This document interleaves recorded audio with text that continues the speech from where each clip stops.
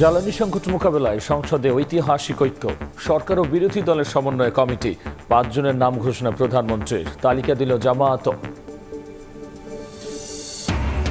লোডশেডিংয়ে নাজেহাল জনজীবন, গ্রামের অবস্থা নাজুক, কারিগরি ত্রুটিতে এবার বন্ধ বড়পুকুরিয়া তাপবিদ্যুৎ কেন্দ্র, সবাইকে সাশ্রয়ী হওয়ার পরামর্শ। ভাড়া বাড়ল ডিজেল চালিত গণপরিবহনে, কিলোমিটারে বেড়েছে ১১ পয়সা, বেশি নিলে ব্যবস্থার হুঁশিয়ারি, নজরদারি না থাকলে নৈরাজ্যের শঙ্কা যাত্রীদের।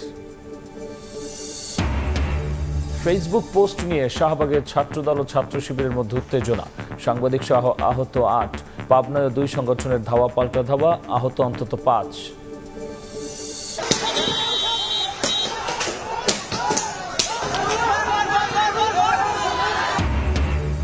বিচ্ছিন্ন সহিংসতার মধ্য দিয়ে পশ্চিমবঙ্গে শেষ হলো বিধানসভা নির্বাচনের প্রথম দফার ভোট, রেকর্ড ভোটার উপস্থিতি, তৃণমূল বিজেপি উভয়েরই জয়ের আশা।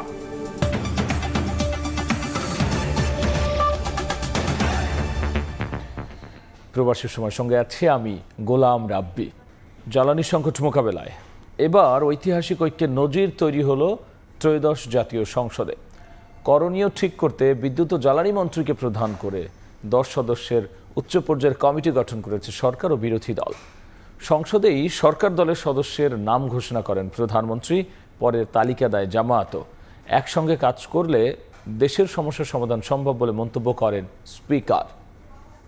এই বক্তব্যের ফলে জনগণের মনে অনেক আশার সঞ্চার হয়েছে। ত্রয়োদশ সংসদের প্রথম অধিবেশনের 20তম দিন এক ঐতিহাসিক সাক্ষী হয়ে রইল। সরকার ও বিরোধী দলের কাদা ছোড়াছড়ি নয়, ঐক্যের নজির সৃষ্টি হলো চলমান জ্বালানি সংকট নিরসনে।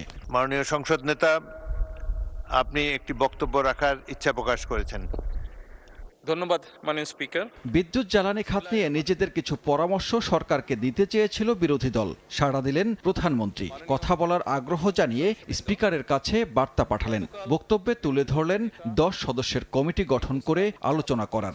বিদ্যুৎ জ্বালানি মন্ত্রী ইকবাল হাসান মাহমুদ টুকুকে প্রধান করে সরকার দলের 5 সদস্যের নাম ঘোষণা করেন। ওনারা প্রস্তাব দিয়েছিলেন ওনাদের পক্ষ থেকে যে ওনাদের কাছে কিছু পরামর্শ আছে, সরকারি দল এবং বিরোধী দল আমরা একসাথে সেই বিষয়গুলি নিয়ে কাজ করতে পারি। প্রস্তাব করছি যে মাননীয় জ্বালানি মন্ত্রী ইকবাল মাহমুদ টুকু ওনাকে এই কমিটির সভাপতি করা হোক। প্রধানমন্ত্রীর প্রস্তাবে ইতিবাচক সাড়া দিতে দেরি করলেন না বিরোধী দলের নেতাও। দিনের বৈঠক শেষের আগেই 5 জনের নাম ঘোষণা করে বিরোধী দল। 5 জনের কথা এখানেই পরিষ্কার ঘোষণা করেছেন। আমিও তাকে সম্মান করে বিরোধী দলের পক্ষ থেকে আরো 5 জনের নাম ঘোষণা করছি। প্রস্তাবটা এই সংসদে এনেছেন ঢাকায় লোড ম্যানেজমেন্টের ব্যাপারে। আমি বলবো যে মেহেরবানি করে এটা যেন সংসদ থেকে শুরু হয়, সংসদ যেন এর বাইরে না থাকে। এ সময় স্পিকার বলেন, সরকার ও বিরোধী দল সহযোগিতার মাধ্যমে এগোলে সমস্যা সমাধান করা সম্ভব হবে। আপনাদের এই বক্তব্যের ফলে জনগণের মনে অনেক আশার সঞ্চার হয়েছে। সরকার এবং বিরোধী দল এইভাবে যদি সহযোগিতার মাধ্যমে অগ্রসর হয়, দেশের যে কোনো সমস্যার সমাধান করা সম্ভব। কমিটির বৈঠকে বিরোধী দলের পরামর্শ সংকট মোকাবিলায় উপযুক্ত হলে গ্রহণ করার প্রতিশ্রুতি দেন প্রধানমন্ত্রী। দিনের কার্যসূচি অনুযায়ী সানবীর রূপল, সময় সংবাদ, ঢাকা। জাতীয় সংকটে সরকার ও বিরোধী দলের সমঝোতায় মাঠ পর্যায়ে বড় পরিবর্তন আশাবাদী রাজনৈতিক বিশেষজ্ঞ।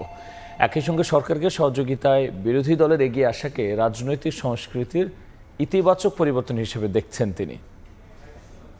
5 জন যদি বিরোধী দল থেকে নিয়ে থাকে, এই ধরনের উদারতা দেখানোটা সত্যি আরেকবারও আমি মনে করি সরকারি দল এবং মাননীয় প্রধানমন্ত্রী গুড জেস্টার শো করলেন। এইবারের যেটা ঘটনাটা ঘটলো যে উনি নিজের থেকে অনেক কাজ করছেন, সেটা তো করতেই পারেন এবং সেটা ভালো লেগেছে আমাদের।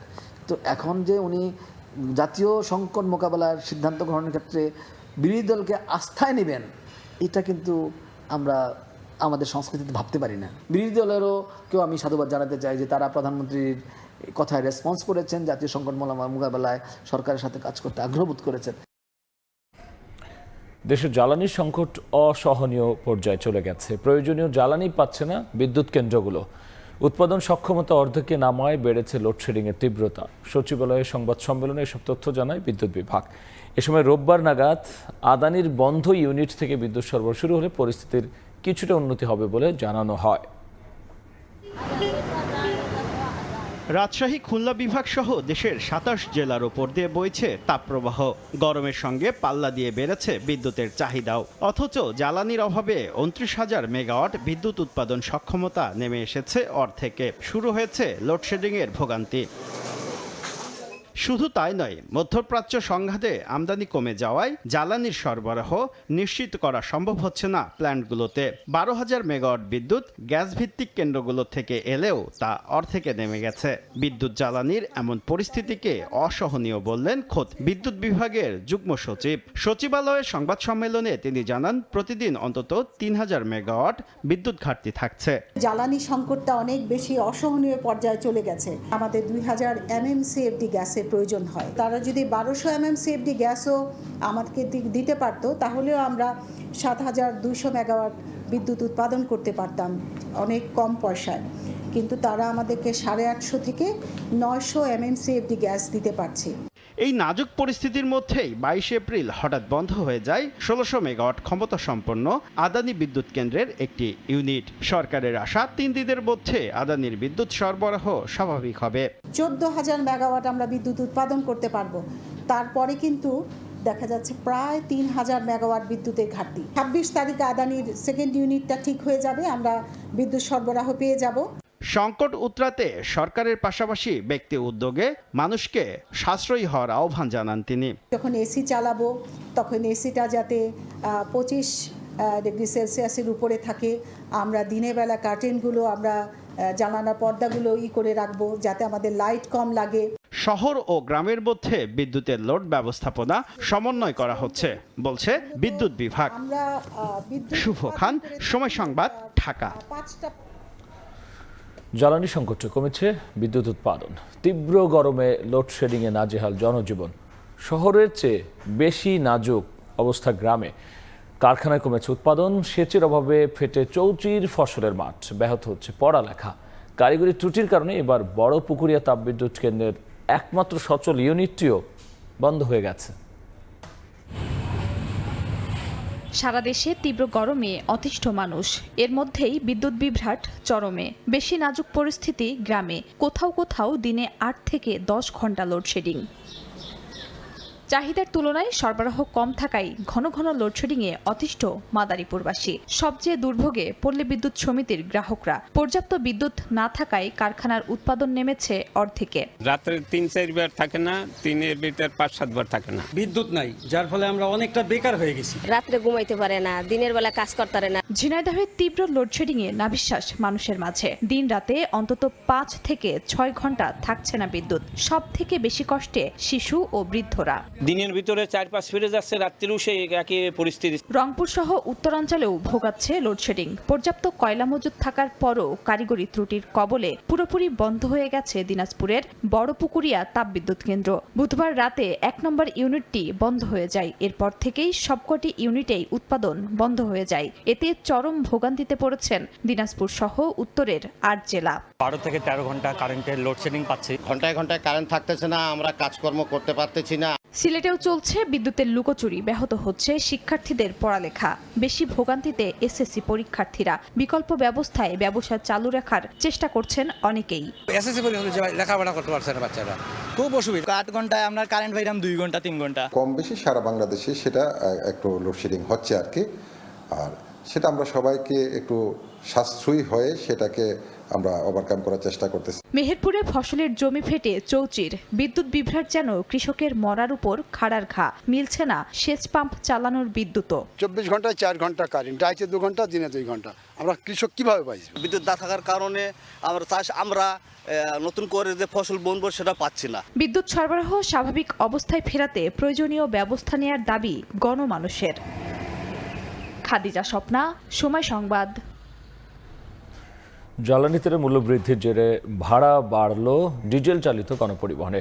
প্রতি কিলোমিটারে বেশি দিতে হবে 11 পয়সা। সড়ক পরিবহন ও সেতুমন্ত্রী জানিয়েছেন, সিএনজি চালিত গণপরিবহনের ক্ষেত্রে বর্ধিত ভাড়া প্রযোজ্য হবে না। নজরদারি না থাকলে বাড়তি ভাড়া আদায়ের শঙ্কা যাত্রীদের। মধ্যপ্রাচ্য সংঘাতের প্রভাবে টালমাটাল জ্বালানির বৈশ্বিক বাজার। বাংলাদেশেও তীব্র হয়েছে সংকট। অর্থনীতি সামাল দিতে বেড়েছে জ্বালানির দামও।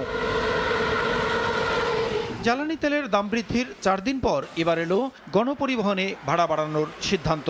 শুধু ডিজেলের বাড়তি দাম নয়, বিভিন্ন খরচ যোগ করে বাস ভাড়া কিলোমিটার প্রতি ২২ পয়সা বাড়ানোর প্রস্তাব দেন মালিক সমিতির নেতারা। গেল কয়েকদিন এ নিয়ে মালিক, শ্রমিক ও সরকারের দফায় দফায় বৈঠকের পর শুধু ডিজেল চালিত পরিবহনের ভাড়া ১১ পয়সা বাড়ানোর সিদ্ধান্তের কথা জানান সড়ক পরিবহন ও সেতুমন্ত্রী। এর ফলে ঢাকা ও চট্টগ্রাম মহানগরে পরিবহন ভাড়া প্রতি কিলোমিটারে ২ টাকা ৪২ পয়সা থেকে বেড়ে ২ টাকা ৫৩ পয়সা, আন্তঃজেলা ও দূরপাল্লার ক্ষেত্রে বর্তমান ভাড়া কিলোমিটারে ২ টাকা ১২ পয়সার স্থলে ২ টাকা ২৩ পয়সা নির্ধারণ করা হয়। ঢাকা এবং চট্টগ্রাম মহানগরে ১১ পয়সা বাড়বে। আন্তঃজেলা যেখানে ৫২ সিটের গাড়ি আছে সেখানেও পার কিলোমিটার ১১ পয়সা বাড়বে। এই সিদ্ধান্তের ব্যত্যয় যদি বাস মালিকরা করতে চেষ্টা করে, ডেফিনেটলি বাস মালিকদের বিরুদ্ধে শক্ত অবস্থান এবং শক্ত ব্যবস্থা নেওয়া হবে। সিএনজি চালিত বাসের ক্ষেত্রে বর্ধিত ভাড়া বিবেচিত হবে না জানিয়ে মন্ত্রী বলেন, তেলের দাম কমে গেলে ভাড়া আবার কমানো হবে। এই সমন্বয়টা শুধু এবার বৃদ্ধির ক্ষেত্রে না, তেলের দাম পুনরায় কমলে আবার এই একই প্রক্রিয়ায় ভাড়া কমবে। তেলের দাম ভাড়া কমানোর সাথে সমন্বয়টা কী হবে, একটা প্রজ্ঞাপন জারি করে বিআরটিএ ওই ফর্মুলা অনুসারে ভাড়া নির্ধারণ করে দেবে। তবে কঠোর নজরদারি না থাকলে ভাড়া বৃদ্ধির সুযোগে আরও বাড়তি ভাড়া নেয়ার শঙ্কা প্রকাশ করেছেন যাত্রীরা। সেই সঙ্গে ডিজেল চালিত আর সিএনজি চালিত পরিবহন চিহ্নিত করার পরামর্শ তাদের। ২ কিলোমিটারে ২২ পয়সা আসবে, তো তারা তো আর ২২ পয়সা করে আমাদের কাছ থেকে নেবে না, নিবে হচ্ছে ৫-১০ টাকা করে। ডিজেল চালিত বাসের ভাড়া তো বাড়াইছে, বাট এখন তো সব বাসের ভাড়াই বেশি নিবে। সরকারের উচিত ডিজেল চালিত বাসের ভাড়া কত, সিএনজি চালিত বাসের ভাড়া কত আলাদা করে দেওয়া। এদিকে জ্বালানি তেলের দাম বৃদ্ধিতে লঞ্চের ভাড়া ৪২% পর্যন্ত বাড়ানোর প্রস্তাব দিয়েছে লঞ্চ মালিকদের সংগঠন বাংলাদেশ অভ্যন্তরীণ নৌ চলাচল সংস্থা। প্রসূন আশিস, সময় সংবাদ, ঢাকা। এদিকে সরবরাহ বাড়লেও পাম্পে কমছে না জ্বালানি তেল নেয়ার লাইন। চালকদের অভিযোগ, অনেক পাম্প বন্ধ থাকায় চাপ বেড়ে গেছে কয়েকগুণ। ফুয়েল পাস নিয়েও মিশ্র প্রতিক্রিয়া রয়েছে চালকদের।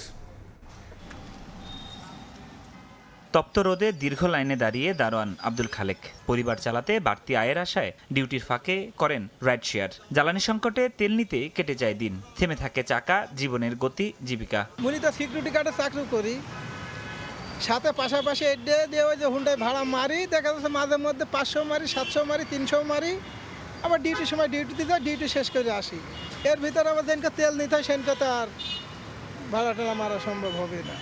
এই তেল নিতে যাই দিনটি, এই আজকে আইসি না, এই যত সকালে এই শেষ। তার মতো কয়েক ঘন্টা অপেক্ষার পর জ্বালানি তেল পাচ্ছেন রাজধানীর বিভিন্ন ধরনের পরিবহন চালকরা। প্রাইভেট কার, মাইক্রোবাসের চালকদের অপেক্ষা আরও দীর্ঘ। এই রোদের ভিতরে 2.5 ঘন্টা যাবত আছি, আর সামনে হয়তো আরও আধা ঘন্টা লাগবে, 3 ঘন্টা। গাড়ি নিয়ে সিরিয়াল দিচ্ছি 7টায়, এখন 11:30 বাজে, প্রায় পাম্পের কাছে আসছে। প্রচণ্ড গরম, গরমে পড়া শেষ হয়ে গেছে, প্রায় 3-4 ঘন্টা তো হয়েছেই। আমরা কষ্টের কথা বলার মতো কাউকে পাই না। জ্বালানি ব্যবস্থাপনায় স্বচ্ছতা আনতে ফুয়েল পাস চালু হলেও অ্যাপসটি নিয়ে আছে মিশ্র প্রতিক্রিয়া। অনেকের অভিযোগ, ঢাকার সব পাম্প পুরোদমে তেল বিক্রি না করায় চাপ বেড়েছে কয়েক গুণ। ঝামেলাতে পড়তেছে অনেকে। আমি তো অ্যাপস মাত্র খুলছি সকালে, এখন পাম্পে গেলে বুঝতে পারবো। 15 দিন ধরে আমি ট্রাই করতেছি, রেজিস্ট্রেশন হচ্ছে না। এখন 2.5 ঘন্টা দাঁড়ায় সিরিয়ালে আসলাম, বলতেছে পাস ছাড়া নাকি দিবে না। কিন্তু গত 2 থেকে 3 দিন ফুয়েল পাস ছাড়া কোনো তেল সরবরাহ থেকে হচ্ছে না। তো কিছু টেকনিক্যাল ত্রুটি আমাদের সামনে চলে আসে আলটিমেটলি, তো সেগুলোকে আমরা তাদেরকে ওইভাবেই বুঝে বলা হয় যে আপনি হয়তো টেকনিক্যাল সমস্যা সমাধান করে আসতে হবে, আইদা আমার এখান থেকে তেল সরবরাহ করা সম্ভব না। ফুয়েল পাস অ্যাপ ব্যবহারকারীরা প্রতিবারে সর্বোচ্চ 10 লিটার করে অকটেন পেট্রোল পাচ্ছেন। এছাড়া প্রাইভেট কার চালকরা 2 আর মাইক্রোবাস পাচ্ছে 3000 টাকার তেল। ফরহাদুর রহমান, সময় সংবাদ, ঢাকা। কৃষি উৎপাদনের প্রয়োজনে 1 মে থেকে সার কারখানায় গ্যাস সরবরাহ শুরু করা হবে বলে জানিয়েছেন বিদ্যুৎ, জ্বালানি ও খনিজ সম্পদ মন্ত্রী। সংসদের চলমান অধিবেশনে ব্রাহ্মণবাড়িয়ার সংসদ সদস্য রুমিন ফারহানার সিদ্ধান্ত প্রস্তাবে বিদ্যুৎ ও জ্বালানি মন্ত্রী ইকবাল হাসান মাহমুদ টুকু জানিয়েছেন, বিগত সরকার জবাবদিহি তুলে দিয়ে স্বেচ্ছাচারিতা করে দেশকে আমদানি নির্ভর করে তুলেছে। মন্ত্রী বলেছেন, সরকার বিদেশ নির্ভরতা কমিয়ে দেশীয় উৎপাদন বাড়িয়ে চাহিদা পূরণে গুরুত্ব দিচ্ছে। নতুন কূপের সন্ধান পেলে গ্যাসের সংকট কমবে বলে আশা প্রকাশ করেন তিনি। শিল্প খাতে নিরবিচ্ছিন্ন গ্যাস সরবরাহ করতে আপাতত গৃহস্থালিতে নতুন গ্যাস সংযোগ দেওয়া হবে না বলেও জানিয়েছেন মন্ত্রী। বিগত সরকার এই সেক্টরটাকে ইমডিনিটি বিল পাস করে কোনো জবাবদিহিতে করতে হবে না, এইটা করে পুরো সেক্টরটাকে আমদানি ভিত্তি করে দিয়েছে এবং বিশাল অঙ্কের বকেয়া রেখে গেছে। আমরা এখন সিদ্ধান্ত নিয়েছি আমাদের দেশীয় গ্যাস ফিল্ডগুলোতে অনুসন্ধান করে ডোমেস্টিক চাহিদা মেটানো চেষ্টা করব। দেশের কৃষির কথা চিন্তা করে আমরা 1 তারিখ থেকে ফার্টিলাইজার ফ্যাক্টরিতে গ্যাস দেওয়ার সিদ্ধান্ত নিয়েছি। রাজধানীর শাহবাগে ছাত্রদল ও ছাত্র শিবিরের মধ্যে উত্তেজনাকে কেন্দ্র করে আহত হয়েছেন সাংবাদিক সহ অন্তত 8 জন। এই ঘটনায় পাল্টাপাল্টি বক্তব্য দিয়েছে দুই সংগঠনের নেতারা। বৃহস্পতিবার রাত 8টার দিকে শাহবাগ থানার সামনে জড়ো হন ছাত্রদলের নেতাকর্মীরা। অভিযোগ, ছাত্র শিবিরের এক কর্মী ফেসবুক পোস্টে প্রধানমন্ত্রী তারেক রহমান ও তার কন্যাকে নিয়ে বিতর্কিত মন্তব্য করেছেন। জনাব তারেক রহমান এবং জাইমা রহমানকে নিয়ে যে বাজে পোস্ট শিবিরের নেতা মাহমুদ করেছে, সেটার প্রতিবাদে সবাই এখানে জড়ো হয়েছে, তাকে যেন গ্রেপ্তার করা হয়। কিন্তু শিবিরের মববাজ নেতারা যারা সব সময় ক্যাম্পাসে মব করে বেড়ায়, এবি জোবায়ের এবং মোসাদ্দেক, তারা এখানে এসে উস্কানিমূলক কথাবার্তা বলেছে। সেজন্য সাধারণ শিক্ষার্থীরা তাদেরকে ঘিরে ধরেছে। আমরা তাদেরকে শিক্ষার্থীদেরকে নিবৃত্ত করার চেষ্টা করেছি এবং এবি জোবায়ের এবং মোসাদ্দেককে আমরা নিরাপদে এখানে রেখেছি। তার বক্তব্য শেষ হতে না হতেই আবারও উত্তেজনা। এক ব্যক্তিকে জামা কাপড় ছেঁড়া অবস্থায় ভিড়ের মধ্য থেকে উদ্ধার করে থানার ভেতরে দিয়ে আসেন ছাত্রদলের নেতাকর্মীরা। অভিযোগ, মোবাইল ফোন চুরি করেছে শিবিরের এই কর্মী। একজন শিবির নেতার বিরুদ্ধে মোবাইল চুরির অভিযোগ আসছে, সে এখানে এই ভিড়ের মধ্যে একজনের মোবাইল নিয়ে দৌড় দিয়েছে। এর কিছু সময় পরেই ডাকসু ভিপি সাদিক কায়েম ও সাধারণ সম্পাদক SM ফরহাদের নেতৃত্বে একটি মিছিল আসে শাহবাগ থানার সামনে। বাড়ে উত্তেজনা। পরে মিছিলটি রাজু ভাস্কর্য হয়ে আসে ভিসির বাসভবনের সামনে। এ সময় তারা বিভিন্ন অভিযোগ করেন। এই পটুকার যখন হয়েছিল তখন এই সাথে সাথে আব্দুল্লাল মাহমুদ, ঢাকা বিশ্ববিদ্যালয়ের শিক্ষার্থী, সে ফেসবুক পোস্টের মধ্যে ক্লিয়ার করেছে এই পোস্টটা সে দেয়নি, এটা হচ্ছে একটা ফেক পোস্ট। পরবর্তীতে সে তার জীবনের নিরাপত্তার জন্য শাহবাগ থানায় যায়। শাহবাগ থানায় গিয়ে সে জিডি করতে যায়। ডাকসুর এবং হল সংসদের যারা গিয়েছে তাদের উপর বেধড়ক তার উপর হামলা হয়েছে। জোমা সালমা সহ ডাকসুর নেতৃবৃন্দরা যখন থানায় গিয়েছে তাদেরকে উদ্ধার করার জন্য, তখন তাদের উপর নৃশংস কায়দায় তাদের উপর হামলা হয়েছে। অভিযুক্ত ডাকসু নেতা শাহবাগ থানা পুলিশের হেফাজতে আছেন বলে জানিয়েছে ছাত্রদল। আতাউর কাউসার, সময় সংবাদ, ঢাকা। চট্টগ্রাম সরকারি সিটি কলেজের ঘটনার জেরে পাবনার ঈশ্বরদী সরকারি কলেজের ছাত্র শিবির আর ছাত্র দলের পাল্টাপাল্টি কর্মসূচিতে ধাওয়া পাল্টা ধর ঘটনায় আহত হয়েছেন 5 জন। বৃহস্পতিবার সকালে কলেজ ক্যাম্পাস এলাকায় এই ঘটনা ঘটে। পূর্ব ঘোষিত কর্মসূচির অংশ হিসেবে উভয় সংগঠনের নেতাকর্মীরা কলেজ ক্যাম্পাসে অবস্থান নিলে দুপক্ষের মধ্যে উত্তেজনার সৃষ্টি হয়। এক পর্যায়ে ধাওয়া পাল্টা দেওয়া হয়। এ সময় 2টি ককটেল বিস্ফোরণ হয়। দুপক্ষের আহত 5 জনকে স্থানীয় হাসপাতালে চিকিৎসা দেওয়া হয়। ঘটনার পর ছাত্র শিবিরের নেতাকর্মীরা মিছিল নিয়ে ঈশ্বরদী রেলগেট এলাকায় বিক্ষোভ করেন। পরিস্থিতি নিয়ন্ত্রণে রাখতে অতিরিক্ত পুলিশ মোতায়েন করা হয়। সংরক্ষিত নারী আসনে বিএনপি জোটে 36টি মনোনয়ন প্রাথমিক যাচাই বাছাই বৈধ হয়েছে। স্বতন্ত্র জোট মনোনীত সুলতানা জেসমিনের মনোনয়নও গ্রহণ করে কমিশন। এদিকে সরকারি চাকরি ছাড়ার 3 বছর পূর্ণ না হওয়ায় বিধিমালা অনুযায়ী বাতিল হয়েছে মনিরা শারমিনের মনোনয়ন। তবে কমিশনের সিদ্ধান্ত প্রত্যাখ্যান করে আপিলের কথা জানিয়েছেন জামায়াত জোটের এই প্রার্থী। বৃহস্পতিবার সকালে আগারগাঁওয়ে নির্বাচন কমিশন সচিবালয়ে শুরু হয় ত্রয়োদশ সংসদের সংরক্ষিত মহিলা আসনের মনোনয়নপত্র বাছাই। বিএনপি জোটের 36 এবং স্বতন্ত্র জোটের এক প্রার্থীর হলফনামা সহ আনুষঙ্গিক বিষয়ে পর্যালোচনা করে ইসি। পরে বিএনপি জোটের সবগুলো এবং স্বতন্ত্র জোটের এক প্রার্থীর মনোনয়ন প্রাথমিক পর্যায়ে বৈধ ঘোষণা করেন রিটার্নিং কর্মকর্তা। বাতিল হয় অতিরিক্ত 3 স্বতন্ত্র প্রার্থীর মনোনয়ন। বিএনপি এবং জোট থেকে 36 জনের একটি তালিকা দেওয়া হয়েছিল। 36 জনের তালিকা এটা গৃহীত হয়েছে। সংসদে গিয়ে দেশ ও মানুষের কল্যাণে কাজ করার অঙ্গীকার ব্যক্ত করেন মনোনয়ন প্রাপ্তরা। উন্নয়ন থেকে শুরু করে বাংলাদেশের সমৃদ্ধ বাংলাদেশ হিসেবে গড়ে তোলার জন্য আজকে আমরা প্রতিজ্ঞাবদ্ধ। আমরা আশা করি সেই লক্ষ্যে কাজ করতে পারবো। আমরা মানুষের কল্যাণে যেন কাজ করতে পারি, বিশেষ করে পিছিয়ে পড়া যে জনগোষ্ঠী নারীরা আছে, আমরা যেহেতু নারী, আমরা নারী হিসাবে সেই জায়গাটা সবচেয়ে বেশি কাজ করতে চাই। ট্যুরিজমের উপরে আমি কাজ করতে চাই এবং তরুণদের কর্মসংস্থানের বিষয়টি আমার পরিকল্পনার মধ্যে আছে। একটি স্বাধীন, সার্বভৌম এবং একটি গণতান্ত্রিক রাষ্ট্র দেশনায়ক তারেক রহমানের নেতৃত্বে আমরা সারা বিশ্বকে উপহার দিব। এদিকে সরকারি চাকরি ছাড়ার ৩ বছর পূর্ণ না হয় নির্বাচনী বিধিমালা অনুযায়ী বাতিল হয়েছে এনসিপির প্রার্থী মনিরা শারমিনের মনোনয়ন। চাকরি থেকে অব্যাহতি নিলে বা অবসর গ্রহণ করলে ৩ বছর অতিক্রান্ত হতে হয়। তো ওনার ক্ষেত্রে এই ৩ বছর অতিক্রান্ত হয়নি, বিধায় এই মনোনয়নপত্রটি বাতিলযোগ্য। তবে কমিশনের সিদ্ধান্তকে প্রত্যাখ্যান করে আপিলের কথা জানান এনসিপি নেত্রী। যে আইনে আসলে ৩ বছরের একটা বারের কারণে এটি বাতিল হলো, সেটার সাথে কোনোভাবেই সামঞ্জস্যপূর্ণ না। আমরা নিঃসন্দেহে আপিল ফাইল করবো এবং আমরা আশা করতেছি ইলেকশন কমিশনে যখন 5 সদস্য বিশিষ্ট যখন ওনারা বসবেন তাদেরকে আমরা বোঝাতে সমর্থ হব এবং আমরা আপিলে জিতবো বলে আশা করছি। আগামী ২৬ এপ্রিল আপিল করতে পারবেন প্রার্থী। শুনানি অনুষ্ঠিত হবে ২৭ ও ২৮ এপ্রিল। আমরা জেনে বুঝে ফাইল করেছি। মাইমুনা হায়দার চৌধুরী, সময় সংবাদ, ঢাকা। হাম উপসর্গ নিয়ে গত 24 ঘন্টা আরও 5 শিশুর মৃত্যু হয়েছে। নানা জটিলতা নিয়ে প্রতিদিনই সারা দেশ থেকে রাজধানীর হাসপাতালগুলোতে ভর্তি হচ্ছে আক্রান্ত শিশুরা। রোগ থাকলে টিকা দেওয়ার পরও শিশু আক্রান্ত হতে পারে বলে জানান চিকিৎসক। শিশুদের হাম থেকে সুরক্ষা দিতে চিকিৎসকরা 2টি ভ্যাকসিন নেয়ার ওপর জোর দিয়েছেন। এদিকে পরিস্থিতি ধীরে ধীরে নিয়ন্ত্রণে আসছে বলে দাবি স্বাস্থ্যমন্ত্রী।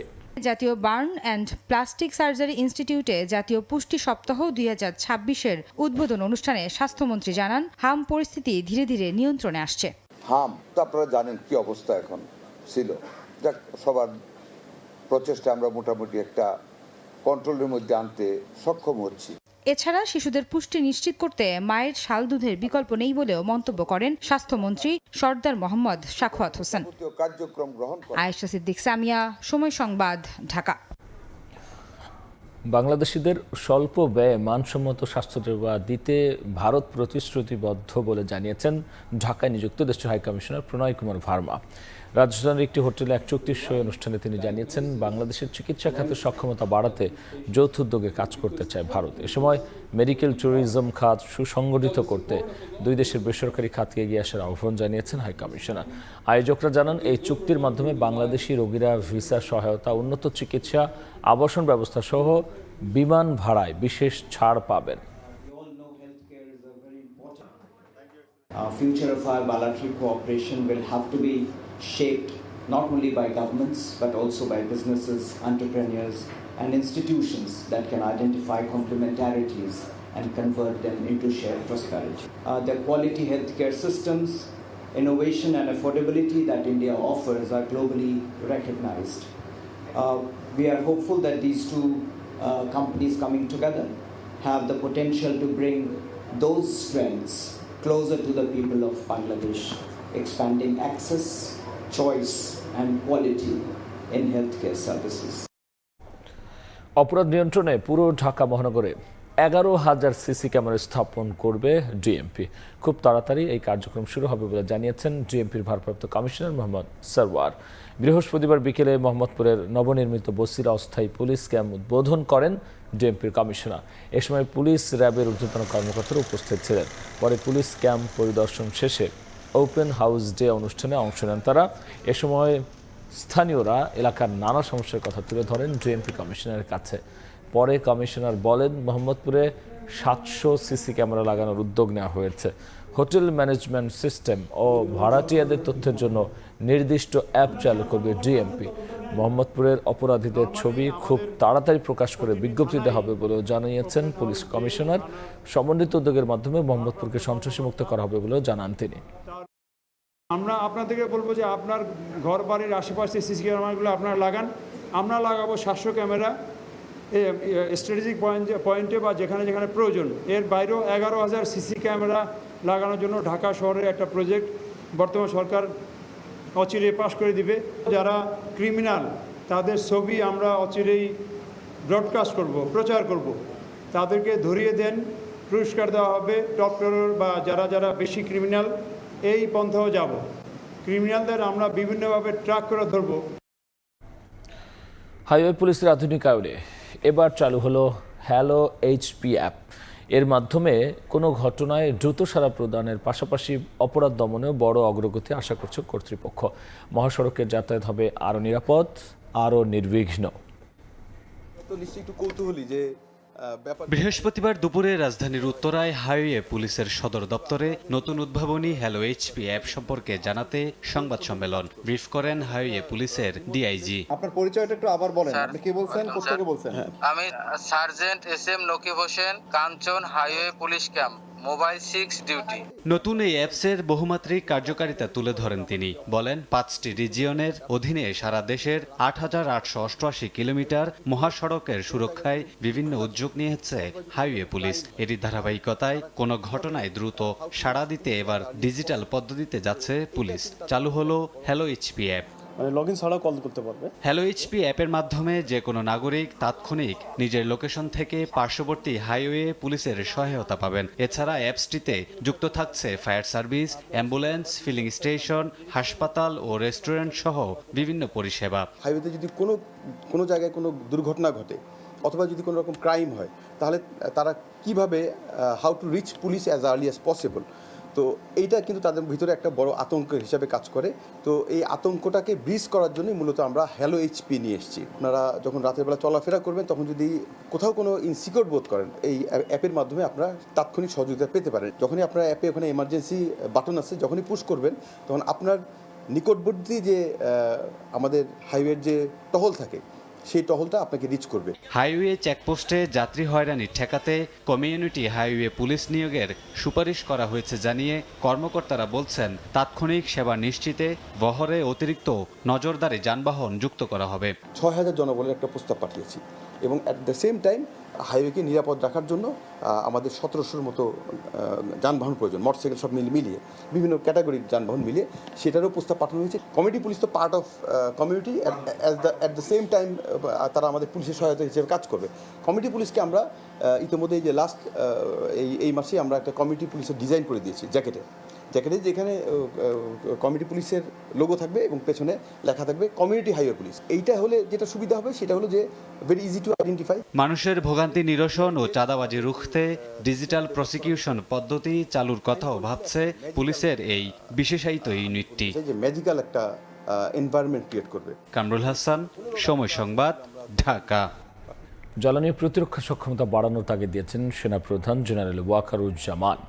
মিরপুর সেনানিবাসে ক্যাপস্টন কোর্সের সমাপনী অনুষ্ঠানে তিনি বলেছেন, স্বাধীনতার এত বছরেও দ্বিতীয় কোনো রিফাইনারি প্রতিষ্ঠান না থাকায় সমস্যা আরও জটিল হয়েছে। আমদানি রফতানি নৌপথে হওয়ায় নৌবাহিনীর সক্ষমতা বাড়ানোর উপর জোর দিয়েছেন সেনাপ্রধান। Member of parliament Faridpur 3। Mirpur সেনানিবাসের ন্যাশনাল ডিফেন্স কলেজে গত 5 এপ্রিল থেকে শুরু হয় ক্যাপস্টন কোর্স। এতে অংশ নেন সংসদ সদস্য, জ্যেষ্ঠ সামরিক ও পুলিশ কর্মকর্তা, শিক্ষাবিদ, জ্যেষ্ঠ চিকিৎসক, সরকারি ও বেসরকারি সংস্থার উচ্চপদস্থ প্রতিনিধি, কূটনীতিক সহ 45 জন। To bring these matters to the notice of the leadership at the highest level of the country. কোর্সের সমাপনী অনুষ্ঠানে ন্যাশনাল ডিফেন্স কলেজের কমান্ড্যান্ট জানান, জাতীয় গুরুত্বপূর্ণ বিষয়গুলোতে ঐক্যমত্য গঠনে ভূমিকা রাখবে এই course. I must gratefully acknowledge your enthusiastic involvement in the program which enabled us to achieve our goal. প্রধান অতিথির বক্তব্যে সেনাপ্রধান জেনারেল ওয়াকারুজ্জামান কথা বলেন জ্বালানি সংকট নিয়ে। ইরান, যুক্তরাষ্ট্র, ইসরায়েল যুদ্ধ টেনে তিনি বলেন, স্বাধীনতার এত বছরেও দ্বিতীয় রিফাইনারি প্রতিষ্ঠান তৈরি না হওয়ায় বেশি দামে তেল আমদানি করতে হচ্ছে। We didn't develop the Eastern refinery or we didn't have a second refinery. স্বাধীনতার 54-55 বছর পার হয়ে গেলেও আমরা দ্বিতীয় কোনো রিফাইনারি করতে পারিনি। বর্তমান ইরান, ইউএসএ বা ইসরায়েল সংকট জ্বালানি নিরাপত্তার উপর কতটা প্রভাব ফেলতে পারে এবং তা সাধারণ মানুষের জীবনে কেমন প্রভাব ফেলে সেটি আজ স্পষ্ট। Energy security, how much it can. আমদানি রপ্তানি সমুদ্র পথের উপর নির্ভরশীল হওয়ায় সমুদ্র সীমা রক্ষায় নৌবাহিনীকে আরো শক্তিশালী করার তাগিদ দেন তিনি। Bangladesh Navy বাংলাদেশ নৌবাহিনী আমাদের জন্য অত্যন্ত গুরুত্বপূর্ণ। আমাদের আমদানি রপ্তানি মূলত সমুদ্র পথের উপর নির্ভরশীল। আমাদের সি লাইন অফ কমিউনিকেশন রক্ষা করতে হলে নৌবাহিনীকে আরও শক্তিশালী করতে হবে। জবাবদিহিতা ছাড়া কোনো প্রতিষ্ঠান দাঁড়াতে পারে না জানিয়ে সেনাপ্রধান বলেন, সামরিক বাহিনীর মধ্যে জবাবদিহিতা নিশ্চিতের মাধ্যমে শক্তিশালী প্রতিরক্ষা ব্যবস্থা গড়ে তোলা সম্ভব। মাসুদুর রহমান, সময় সংবাদ, ঢাকা। আন্তর্জাতিক সহযোগিতা, জাতীয় নির্বাচন সংশ্লিষ্ট কার্যক্রম ও দুর্যোগ মোকাবেলা সহ বিভিন্ন গুরুত্বপূর্ণ দায়িত্ব পালনের জন্য বাহিনীর সব সদস্যকে ধন্যবাদ জানিয়েছেন বিমান বাহিনী প্রধান air chief marshal Hasan Mahmud Khan. বৃহস্পতিবার বিমান বাহিনীর ঘাঁটি বাসারের ফ্যালকন হলে বাংলাদেশ বিমান বাহিনীর কমান্ড সেফটি সেমিনারে কথা বলেছেন। তিনি জানান, নিরাপত্তার বিষয়টি সবার দায়িত্ব এবং প্রতিটি ঘাঁটি ও সব পর্যায়ের সদস্যদের এতে সক্রিয়ভাবে সম্পৃক্ত থাকতে হবে। এ সময় কমান্ডারদের নিজ নিজ অবস্থান থেকে উদাহরণ সৃষ্টির মাধ্যমে অগ্রগামী নিরাপত্তা মনোভাব গড়ে তোলার আহ্বান জানিয়েছেন air chief marshal Hasan Mahmud Khan.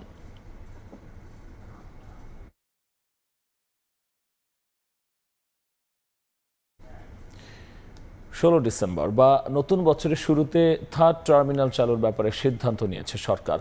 বৃহস্পতিবার সচিবালয়ে প্রধানমন্ত্রীর সঙ্গে বৈঠক শেষে একথা জানিয়েছেন বিমান প্রতিমন্ত্রী। তিনি জানিয়েছেন, যে কোনো মূল্যে বিমানকে লাভজনক প্রতিষ্ঠানের রূপ দিতে নির্দেশ দিয়েছেন প্রধানমন্ত্রী।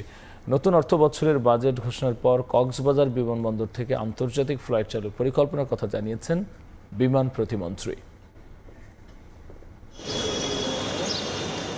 দেশে মেগা প্রকল্পগুলোর মধ্যে অন্যতম হযরত শাহজালাল আন্তর্জাতিক বিমানবন্দরের থার্ড টার্মিনাল। তবে একাধিকবার পিছিয়ে অনিশ্চয়তার মধ্যে ছিল প্রকল্পটি। অবশেষে খুলছে থার্ড টার্মিনাল। বৃহস্পতিবার সকালে এভিয়েশন খাতের সার্বিক দিক নিয়ে সচিবালয়ে প্রধানমন্ত্রীর সঙ্গে বৈঠক করেন বিমানমন্ত্রী, প্রতিমন্ত্রী ও সংশ্লিষ্টরা। পরে বিমান প্রতিমন্ত্রী জানান, চলতি বছরের 16 ডিসেম্বর বা নতুন বছরের শুরুতে চালু হবে থার্ড টার্মিনাল। আমরা চিন্তা করতেছি এন্ড অফ দিস ইয়ার, যদি পারি 16 ডিসেম্বরে করলাম, আর না হলে আমরা নিউ ইয়ারে করলাম। এরকম ধরনের একটা চিন্তাভাবনা আমরা করেছি। এটা রাফ আলোচনা হয়ে তিনি এমন নির্দেশনা দিয়েছেন যে আপনাদেরকে এখানে দায়িত্ব দেওয়া হয়েছে, এটাকে লাভজনক করতে হবে। অন্য এয়ারলাইন্সগুলো লাভ করতে পারলে আপনারা করতে পারেন না কেন? অতএব আপনারা খতিয়ে দেখে যেটা হলে লাভ করতে পারবেন সেটাই আপনাকে করতে হবে। এদিকে বিমান বাংলাদেশে বহরে যুক্ত হচ্ছে 14টি নতুন উড়োজাহাজ। মার্কিন বিমান নির্মাতা প্রতিষ্ঠান বোয়িং এর সঙ্গে এ নিয়ে চূড়ান্ত দর কষাকষিতে সরকার। 30 এপ্রিলের মধ্যে হবে সিদ্ধান্ত। একই সঙ্গে নতুন অর্থ বছরের বাজেট ঘোষণার পর কক্সবাজার বিমানবন্দর থেকে আন্তর্জাতিক ফ্লাইট চালুর পরিকল্পনার কথাও জানান বিমান প্রতিমন্ত্রী। 30 এপ্রিলের মধ্যেই আমরা বোয়িং এর সঙ্গে চুক্তি করতে যাচ্ছি। we are purchasing 14 aircraft from Boeing. At the same time, আমাদের যে এই 5 বছর লাগবে তাদের এই বোয়িং ডেলিভারি করতে, এর মধ্যে আমরা বোয়িং এবং এয়ারবাসের সঙ্গে যোগাযোগ করে আমরা কিছু লিজে আমরা এয়ারক্রাফট আনবো খুব শিগগিরই। এদিকে প্রধানমন্ত্রী তারেক রহমানের সঙ্গে বৈঠক করেন বিশ্ব সাহিত্য কেন্দ্রের প্রতিষ্ঠাতা ও বিশিষ্ট শিক্ষাবিদ অধ্যাপক আব্দুল্লাহ আবু সাইদ। এ সময় উপস্থিত ছিলেন শিক্ষামন্ত্রী এহসানুল হক মিলন, সংস্কৃতি মন্ত্রী নিতাই রায় চৌধুরী সহ সংশ্লিষ্ট মন্ত্রণালয়ের প্রতিমন্ত্রী ও কর্মকর্তারা। হাসান ওয়ালি, সময় সংবাদ, ঢাকা। নির্বাচিত সরকার ক্ষমতায় আসার পরও বিনিয়োগে উদ্যোক্তাদের আস্থা ফেরেনি। উল্টো ব্যাংক থেকে নেওয়া সরকারি ঋণের পরিমাণ বাড়ছে। এই অবস্থায় বৈশ্বিক সংকটের কারণ দেখিয়ে অর্থনৈতিক সংস্কার থেকে সরে এলে তা আরও আত্মঘাতী হবে বলে মনে করে গবেষণা প্রতিষ্ঠান PRI। আর রাজনৈতিক প্রতিশ্রুতি যেন মূল্যস্ফীতি আর উস্কে না দেয় সে ব্যাপারে সতর্ক হওয়ার আহ্বান জানিয়েছে ICC। বাজেট ঘাটতি মেটাতে চলতি অর্থবছরের প্রথম 7 মাস জুলাই থেকে জানুয়ারি সময়ে আর্থিক খাত থেকে প্রায় ৭৩,০০০ কোটি টাকা ঋণ করেছে সরকার, যার প্রায় ৬৫,০০০ কোটি টাকাই এসেছে ব্যাংক থেকে। এই পরিমাণ আগের অর্থবছরের একই সময়ের তুলনায় ব্যাংক থেকে সরকারের নেয়া ঋণের প্রায় 4 গুণ বেশি, যা বেসরকারি খাতের বিনিয়োগ থমকে দিয়েছে বলে মনে করে PRI। Banking sector was fractured with the 30% NPL. Our private sector credit growth dipped to 6% because banks were being too cautious. Our growth plummeted to 3% in Q2 of fiscal year 26. বৈশ্বিক অস্থির পরিস্থিতিতে অর্থনৈতিক প্রবৃদ্ধি ধরে রাখার কৌশল বিষয়ক এই আলোচনায় PRI জানায়, IMF এর চাপে নয় বরং অর্থনীতির স্বার্থেই আর্থিক খাতে সংস্কার দরকার। ঋণ খেলাপিদের বিরুদ্ধে নিতে হবে কঠোর ব্যবস্থা। I think there are 5 of them: exchange rate reform, revenue reform, fiscal consolidation, banking sector reform, and macroeconomic stability targets. I would say Bangladesh is still in a decent position when it comes to macroeconomic stability targets. আলোচনায় অংশ নিয়ে ICC chairman অভিযোগ করেন, সরকারি বেসরকারি খাতের সমন্বয়হীনতায় কাঙ্ক্ষিত বিনিয়োগ আসছে না। বলেন, রাজনৈতিক প্রতিশ্রুতি যেন মূল্যস্ফীতি আরো উস্কে না দেয় সে ব্যাপারে সতর্ক হতে হবে। নতুন করে ইনফ্লেশন সৃষ্টি না হয় সেই জিনিসগুলো দেখতে হবে। পলিটিক্যাল কমিটমেন্টের কারণে ওই অনেক সময় যদি আমরা বেশি খরচ করতে চাই তাহলে সেটাও আবার ইনফ্লেশনে যোগ হবে। টানা কয়েক মাস ধরে দেশের রপ্তানি আয় আশানুরূপ না হওয়ায় নীতি নির্ধারকদের নতুন নীতি কৌশল ঢেলে সাজানোর তাগিদ দেয়া হয় আলোচনায়। MS আরিফিন, সময় সংবাদ, ঢাকা। মধ্যপ্রাচ্য সংঘাতের মধ্যেও প্রবাসী আয় ইতিবাচক ধারায় বাংলাদেশ। চলতি মাসের প্রথম 21 দিনে এসেছে $233 কোটি রেমিট্যান্স, যা গত বছরের একই সময়ের তুলনায় প্রায় 19% বেশি। এদিকে 2022 সালের অক্টোবরের পর সর্বোচ্চ উঠেছে বাংলাদেশ ব্যাংকের রিজার্ভ। মধ্যপ্রাচ্যে চলমান যুদ্ধ ও ভূ রাজনৈতিক উত্তেজনার মধ্যেও বাংলাদেশের রেমিটেন্স প্রবাহের গতি কমেনি। চলতি মাসের প্রথম 21 দিনেই $233 কোটি 20 লাখ রেমিটেন্স এসেছে। গত বছরের একই সময়ের তুলনায় তা 18.8% বেশি। গেল জুলাই থেকে 21 এপ্রিল পর্যন্ত এসেছে $2,454 কোটি, যা এক বছর আগের একই সময়ের তুলনায় 20.2% বেশি। বুধবার সন্ধ্যায় এ তথ্য জানিয়েছে বাংলাদেশ ব্যাংক। কেন্দ্রীয় ব্যাংকের হিসেবে দেশের মোট বৈদেশিক মুদ্রার রিজার্ভ গেল 21 এপ্রিল দাঁড়িয়েছে $3,512 কোটি 59 লাখ। আর আন্তর্জাতিক মুদ্রা তহবিল IMF এর হিসাব পদ্ধতি BPM 6 অনুযায়ী রিজার্ভ দাঁড়িয়েছে $3,045 কোটি 90 লাখ। গেল 16 এপ্রিল পর্যন্ত দেশের মোট রিজার্ভের পরিমাণ ছিল $3,503 কোটি 80 লাখ, আর BPM 6 ছিল $3,036 কোটি 62 লাখ। তথ্য বলছে গেল মার্চ শেষে দেশে মোট রিজার্ভের পরিমাণ ছিল $3,411 কোটি 66 লাখ। সাইফুল ইসলাম, সময় সংবাদ, ঢাকা। বিচ্ছিন্ন কিছু ঘটনার মধ্যেও শান্তিপূর্ণভাবে শেষ হয়েছে ভারতের পশ্চিমবঙ্গ বিধানসভার প্রথম পর্বের ভোট গ্রহণ। মুর্শিদাবাদ, বীরভূম, দক্ষিণ দিনাজপুরে কয়েকটি ঘটনায় নির্বাচন কমিশন তদন্ত শুরু করেছে। তবে ইতিহাসের সর্বোচ্চ ভোটের দিকে এগোচ্ছে রাজ্যটি। ভোট পড়েছে 91%-এরও বেশি। এক দফার ভোট হয়েছে দক্ষিণ ভারতের তামিলনাড়ু রাজ্য। বিস্তারিত জানাচ্ছেন সুব্রত আচার্য।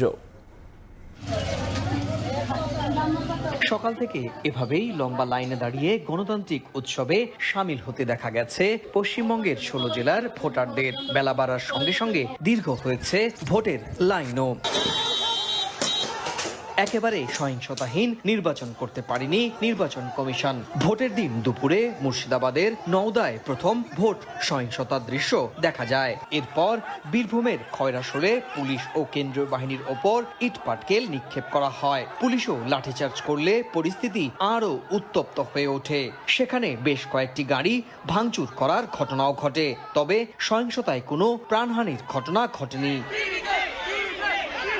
এদিন শান্তিপূর্ণভাবে 234 আসন বিশিষ্ট তামিলনাড়ু বিধানসভার ভোট গ্রহণও সম্পূর্ণ হয়েছে। ভোট দেন কেটিপির প্রধান থালাপতি বিজয়। ভোট দিয়েছেন দক্ষিণী সুপারস্টার রজনীকান্ত। আগামী 4 মে এই দুই রাজ্য ছাড়াও আসাম, কেরালা ও পুদুচেরিতে হওয়া বিধানসভা নির্বাচনের ফল একসঙ্গে প্রকাশ করা হবে। সুব্রত আচার্য, সময় সংবাদ, ভারত। চলমান উত্তেজনার মধ্যে ইরানের সঙ্গে আবারও আলোচনায় বসার ঘোষণা দিয়েছেন মার্কিন প্রেসিডেন্ট ডোনাল্ড ট্রাম্প। আগামী 36 থেকে 72 ঘন্টার মধ্যে দুই দেশের মধ্যে বৈঠক হতে পারে বলে জানিয়েছেন তিনি। এর মধ্যেই এশিয়ার জলসীমায় ইরানি পতাকাবাহী 3টি ট্যাঙ্কার জব্দ করেছে যুক্তরাষ্ট্র। এদিকে ইরানে আকাশ প্রতিরক্ষা ব্যবস্থা সক্রিয় করা হয়েছে বলে জানিয়েছে দেশটির গণমাধ্যম, যদিও বিস্তারিত এখনও কিছুই জানানো হয়নি। হরমুজ প্রণালী ঘিরে বেড়েই চলেছে উত্তেজনার পারদ। পাল্টাপাল্টি অবরোধের জেরে বৈশ্বিক শক্তির সংঘাতের কেন্দ্রে পরিণত হয়েছে এই জলপথ। চলমান পরিস্থিতিতে যুক্তরাষ্ট্র ও ইসরায়েলের যুদ্ধবিরতি লঙ্ঘন এবং সামুদ্রিক অবরোধ অব্যাহত থাকলে প্রণালী পুনরায় খুলে দেয়া সম্ভব নয় বলে হুঁশিয়ারি দিয়েছে ইরান। দেশটির পার্লামেন্টের স্পিকার বাঘের গালিবাব বলেন, বৈশ্বিক অর্থনীতিকে জিম্মি করার মতো পদক্ষেপ চলতে থাকলে কোনোভাবেই স্বাভাবিক পরিস্থিতি ফেরানো যাবে না। যুক্তরাষ্ট্র ও ইসরায়েলকে আগ্রাসী আখ্যা দিয়েছেন ইরানের পররাষ্ট্রমন্ত্রী আব্বাস আরাকচি। তেহরানে দক্ষিণ কোরিয়ার বিশেষ দূতের সঙ্গে বৈঠকে উপসাগরীয় অঞ্চলে নিরাপত্তাহীনতার দায় দুপক্ষের ওপর চাপান তিনি। পাশাপাশি আন্তর্জাতিক সম্প্রদায়কে এসব হামলার বিরুদ্ধে স্পষ্ট ও কঠোর অবস্থান নেয়ার আহ্বান জানান আরাকচি। উত্তেজনার মধ্যেই নতুন কূটনৈতিক সম্ভাবনার ইঙ্গিত দিয়েছেন মার্কিন প্রেসিডেন্ট ডোনাল্ড ট্রাম্প। আগামী 36 থেকে 72 ঘন্টার মধ্যে ওয়াশিংটন ও তেহরানের মধ্যে দ্বিতীয় দফার আলোচনা হতে পারে বলে দাবি তার, যদিও এ বিষয়ে আনুষ্ঠানিকভাবে কোনো মন্তব্য করেনি ইরান। এদিকে রোববারই ইরানের চলমান যুদ্ধবিরতির মেয়াদ শেষ হচ্ছে বলে দাবি করেছে ইসরায়েলি গণমাধ্যম। এর মধ্যেও থেমে নেই দুপক্ষের পাল্টাপাল্টি জাহাজ জব্দের ঘটনা। এশিয়ার জলসীমায় ইরানি পতাকাবাহী অন্তত 3টি তেলবাহী জাহাজ আটক করেছে মার্কিন বাহিনী। এর আগে ইরানও 2টি জাহাজ জব্দের দাবি করে। দুই দেশের পাল্টাপাল্টি কঠোর অবস্থানের জেরে বিশ্ববাজারে আবারও বেড়েছে জ্বালানি তেলের দাম। বৃহস্পতিবার ব্যারেল প্রতি অপ্রশোধিত তেলের দাম প্রায় 4% বেড়ে যায়। নাসরিন রুমি, সময় সংবাদ। বেতন ও বোনাস বৈষম্যকে কেন্দ্র করে তীব্র শ্রমিক অসন্তোষের মুখে পড়েছে দক্ষিণ কোরিয়ার শীর্ষ প্রযুক্তি জায়ান্ট স্যামসাং ইলেকট্রনিক্স। বোনাস কাঠামোর স্বচ্ছতা এবং ঊর্ধ্বসীমা বাতিলের দাবিতে বিক্ষোভ করেছেন প্রায় 40,000 কর্মী। দাবি আদায়ে আগামী 21 মে থেকে টানা 18 দিনের কঠোর ধর্মঘটের হুঁশিয়ারি দিয়েছে শ্রমিক ইউনিয়ন। দ্রুত আলোচনার মাধ্যমে বিষয়টির সমাধানের আগ্রহের কথা জানিয়েছে প্রতিষ্ঠানটি। দক্ষিণ কোরিয়া থেকে মোহাম্মদ হানিফের রিপোর্টে বিস্তারিত। বেতন বৃদ্ধি ও বোনাসের বৈষম্য দূর করার দাবিতে দক্ষিণ কোরিয়ার স্যামসাং ইলেকট্রনিক্সের প্রায় 40,000 শ্রমিক নজিরবিহীন বিক্ষোভ করেছেন। সিউলের বিশাল সেমিকন্ডাক্টর কমপ্লেক্সে এই সমাবেশে বোনাসের ঊর্ধ্বসীমা বাতিল এবং লভ্যাংশের অংশীদারিত্বের দাবি জানান শ্রমিকরা। এই উত্তেজনা এশিয়া প্রযুক্তি শিল্পে নতুন সংকটের আভাস দিচ্ছে। প্রতিদ্বন্দ্বী চিপ নির্মাতা প্রতিষ্ঠান এসকে হাইনিক্সের তুলনায় উল্লেখযোগ্যভাবে কম বোনাস পাওয়া নিয়ে স্যামসাং কর্মীদের মধ্যে দীর্ঘদিন ধরে অসন্তোষ ছিল। বিক্ষোভকারী কর্মীরা বলছেন, শীর্ষ কর্মকর্তাদের জন্য বিপুল বোনাস বরাদ্দ থাকলেও সাধারণ শ্রমিকরা অবহেলিত। অনেক সহকর্মী এসকে হাইনিক্সে চলে যাচ্ছেন। বেতন ব্যবধান এতটাই বেড়েছে যে এটা কর্মীদের সিদ্ধান্তে সরাসরি প্রভাব ফেলছে। শ্রমিক ইউনিয়নের প্রধান দাবিগুলোর মধ্যে রয়েছে মূল বেতনের 7% বাড়ানো এবং কোম্পানির মোট পরিচালনার মুনাফার 15% বোনাস হিসাবে বরাদ্দ করা। দাবি না মানলে আগামী 21 মে থেকে 18 দিনের টানা কঠোর ধর্মঘটে যাওয়ার হুঁশিয়ারি দিয়েছে 90,000 সদস্যের শ্রমিক ইউনিয়ন। এদিকে স্যামসাং কর্তৃপক্ষ জানিয়েছে তারা দ্রুত আলোচনার মাধ্যমে বিষয়টি একটি সম্মানজনক সমাধানে পৌঁছাতে আগ্রহী। তবে শ্রমিকদের দাবির বিপরীতে ব্যবস্থাপনার পক্ষ থেকে মোট মুনাফার 10% বোনাস হিসেবে দেওয়ার প্রস্তাব করা হয়েছে। স্যামসাং শ্রমিক ইউনিয়নের সদস্য সংখ্যা বর্তমানে 90,000 ছাড়িয়েছে, যা দক্ষিণ কোরিয়ায় কোম্পানির মোট কর্মী বাহিনীর 70%-এরও বেশি। বিশেষজ্ঞদের মতে শেষ পর্যন্ত আলোচনার মাধ্যমে উভয় পক্ষের মধ্যে একটি সমঝোতায় পৌঁছানোর সম্ভাবনা সবচেয়ে বেশি। দক্ষিণ কোরিয়া থেকে মোহাম্মদ হানিফ, সময় সংবাদ।